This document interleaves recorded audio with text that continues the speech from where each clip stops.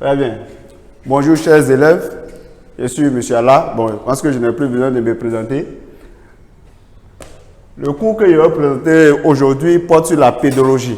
Alors, qu'est-ce que la pédologie? La pédologie, c'est la science du sol, la science qui étudie le sol. Voilà, c'est notre dernier thème de l'année. Nous avons 3 leçons là-dessus. Et donc, c'est la première leçon. Aujourd'hui, il s'agit de connaître les caractéristiques d'un sol. Donc, la première leçon s'intitule comme suit. Comment peut-on expliquer la différence des rendements d'un sol à un autre? Donc, on cultive 2 sols différents et après récolte, on se rend compte que on n'a pas les mêmes rendements. Comment on peut expliquer ces différences-là? Alors, pour cela, nous avons un tableau ici. On va faire des mesures sur ces sols. On a 2 types de sols ici, sol A et sol B. Et les mesures ont été effectuées. Et voici les résultats que nous avons.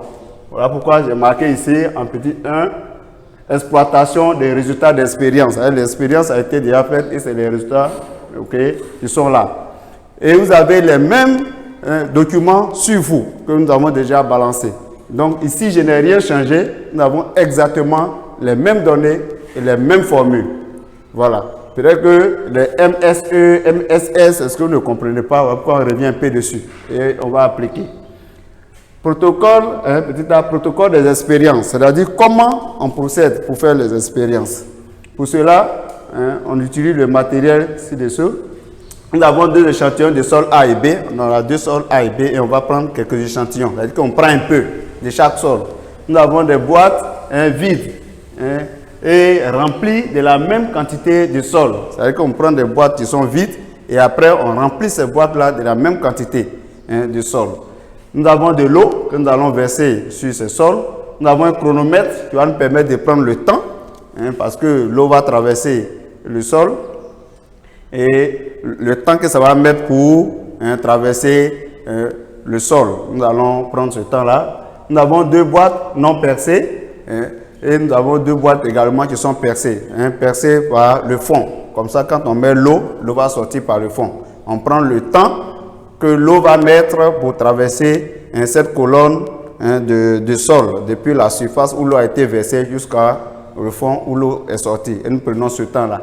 Et ces mesures, ces expériences-là ont été faites et voici les mesures obtenues. Ici, le temps. L'eau met 1 minute pour traverser le sol. Et l'eau met 1 minute et 5 secondes pour traverser le sol, pour le sol B. Donc le sol A c'est 1 minute, le sol B c'est 1,5. Or c'est la même hauteur. Donc pour la même hauteur, 12 cm, 12 cm, l'eau met 1 minute pour traverser pour le sol A et met 1,5 minutes pour traverser le sol B. On va faire la pesée, masse de la boîte vide. Donc la boîte vide là, nous allons peser et on repère 90 grammes et 90 grammes également. Donc nous avons également la masse de la boîte pleine d'eau. Au départ, c'était vide, on a pesé, on a 90 grammes. Et après, on vient remplir d'eau et on reprend encore la pesée. Nous avons ici 990 grammes et 990 grammes. Et après cela, on reprend encore, on va voir la masse de la boîte et du sol sec. C'est-à-dire que nous mettons du sol sec dans la boîte contenant le sol A et nous allons peser. On obtient 1400 grammes. On met également du sol B dans l'autre boîte et nous faisons la pesée. Nous avons également 1500 grammes. Donc ça, c'est les sols secs qui sont contenus dans les boîtes. Maintenant, ici, nous avons la masse de la boîte et du sol saturé d'eau. C'est-à-dire on met maintenant de l'eau et quand il y a suffisamment d'eau là-dedans, c'est imbibé. Maintenant, on reprend les pesées. On a 1700 pour le sol A, 1750 pour le sol B. Et après, on vient prendre la masse de la boîte et du sol égoutté. Sol égoutté, c'est du sol humide. Donc, vous comprenez que c'est ce qui se trouve dans la boîte où le bas est percé.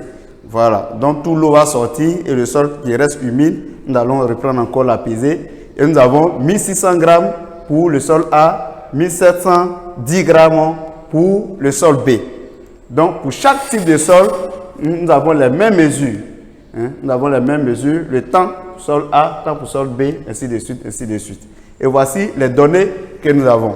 Alors, ces données vont nous permettre de calculer certaines propriétés, certaines caractéristiques physiques, du sol, qui ne sont rien d'autre que la porosité, la perméabilité, la capacité de rétention en eau, qu'on va abréger CRE, et la capacité de rétention en air, on va abréger CRA. Donc, ici, voici les formules de ces propriétés physiques-là. Nous avons la perméabilité, la porosité, la capacité de rétention en eau et la capacité de rétention en air. Voilà. Là, quand on abrège, ça fait CRE. Ça fait CRE et comme ça, CRE, et là ça fait CRA, CRA, capacité de rétention en air. Très bien. Quelle est la formule de la perméabilité? La perméabilité va se mesurer en vitesse, donc en mètres par seconde. On sait que la vitesse est égale à la distance sur temps. Ici, notre distance n'est rien d'autre que la hauteur, c'est-à-dire la colonne de sable. Donc, nous avons un récipient, par exemple, comme ça. Donc, le récipient, s'il se trouve là, c'est une version de l'eau ici, jusqu'à ce que ça puisse sortir ici. Cette hauteur-là, c'est ce que nous appelons H. Donc, le temps que l'eau va traverser depuis la surface jusqu'à cette profondeur pour sortir ici, c'est ce temps-là qui est pris ici. Donc, on prend cette distance sur le temps mis par l'eau pour traverser cette colonne. Donc, on va avoir la vitesse de l'eau en mètres par seconde. C'est ça la perméabilité. Donc, on comprend par là que la perméabilité, c'est la capacité d'un sol à se laisser traverser par l'eau. La perméabilité est la capacité d'un sol à se laisser traverser par l'eau. Et cette capacité se calcule par la distance sur le temps. C'est la vitesse donc qui va nous permettre de connaître la perméabilité d'un sol. Nous avons également la porosité. La porosité qui est la deuxième caractéristique physique du sol se calcule en faisant la masse du sol rempli d'eau, donc du sol saturé d'eau, moins la masse du sol sec. Moins la masse du sol sec. On multiplie par 1 cm3. Pourquoi on multiplie par 1 cm3? Parce qu'on va diviser par le volume ici. Et le volume se mesure ici dans le cas en cm3. Donc il va falloir multiplier par 1 cm3 pour que nous ayons un facteur commun. Donc au numérateur et au dénominateur, nous avons le facteur commun de cm3, ça se simplifie. Une fois que ça se simplifie, on va obtenir maintenant une valeur qui n'a pas d'unité. Et nous allons multiplier désormais par 100. Pourquoi on multiplie par 100? Parce que nous allons trouver ça en pourcentage. Donc, la formule de la porosité, c'est ça, la masse de l'eau remplie d'eau, donc saturée d'eau, moins la masse du sol sec. La masse du sol sec divisée par la masse de la boîte remplie d'eau moins la masse de la boîte vide. Donc, quand on fait cette différence, on va trouver une valeur. On fait cette différence, on trouve une valeur. On divise les deux, on multiplie par 1 cm3 pour annuler et on multiplie par 100. La valeur que nous allons trouver, c'est en pourcentage. Alors, avant de continuer, retenez que dans le cours, vous avez déjà tous les résultats ici. Donc, ce n'est pas pour faire un boileau des résultats, ce n'est pas ça le plus important. Vous devez connaître ces formules-là par cœur. Alors, nous avons également la capacité de rétention en eau. Avant de continuer, excusez-moi, il y a la définition de la porosité. La porosité, c'est l'ensemble des vides dans un sol. Voilà. Vous voyez, quand il pleut, il peut y avoir de l'eau sur un sol sableux là, et des heures après, ou alors des fois même moins d'une heure après, vous revenez, l'eau a disparu. C'est-à-dire que l'eau s'est infiltrée dans le sol. L'eau s'infiltre à travers les pores. C'est-à-dire qu'il y a des vides qui existent dans le sol. Donc, c'est ça la porosité, c'est l'ensemble des vides dans un sol. Et c'est sa formule que je viens de vous donner. On continue maintenant avec la capacité de rétention en eau. Alors, elle se calcule par la masse du sol égoutté. Le sol égoutté, c'est le sol humide. Voilà. Nous avons le récipient, la boîte dont le bas est perforé. Quand on met de l'eau, tout va traverser et le sol reste humide. C'est égoutté. Maintenant, nous prenons cette masse-là, moins la masse du sol sec.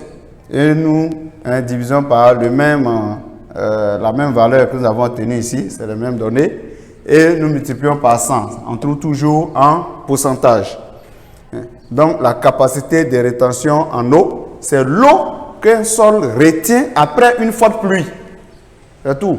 Il y a eu une forte pluie, la pluie a cessé. Quelle est la quantité d'eau qui a été retenue, emmagasinée par le sol? C'est ça la capacité de rétention en eau d'un sol. Et c'est sa formule qui est là. Il y a également la capacité de rétention en air. La capacité de rétention en air, on a dit que la porosité, c'est l'ensemble des vides. Dans ces vides-là, il y a de l'air qui s'y trouve. Donc, pour calculer cette capacité de rétention en air, c'est ça, on fait la masse du sol rempli d'eau moins la masse du sol égoutté. Et qu'on va diviser toujours par les mêmes valeurs. Donc, le dénominateur ne change pas. Volume d'eau multiplié par V. La masse de la boîte remplie d'eau moins la masse de la boîte de sol sec. Très bien. Alors, on va multiplier par 100 également. Et ce que nous trouvons ici, nous trouvons également en pourcentage. En pourcentage. Donc, qu'est-ce qu'on fait? C'est des pourcentages tout simplement que nous allons comparer. Et ici, c'est la vitesse que l'eau a mis pour traverser la colonne de sol que nous allons comparer. Si la vitesse est plus élevée, ça veut dire que l'eau traverse plus rapidement ce sol-là. Et si la vitesse est faible, ça veut dire que l'eau traverse lentement ce sol. Donc ici, je prends un exemple. Si on a 1 mètre par seconde, et ici nous avons 1,5 mètres par seconde. On prend un exemple. Donc si on a ça, 1 mètre par seconde et 1,5 mètre par seconde, quel est le sol qui est plus perméable?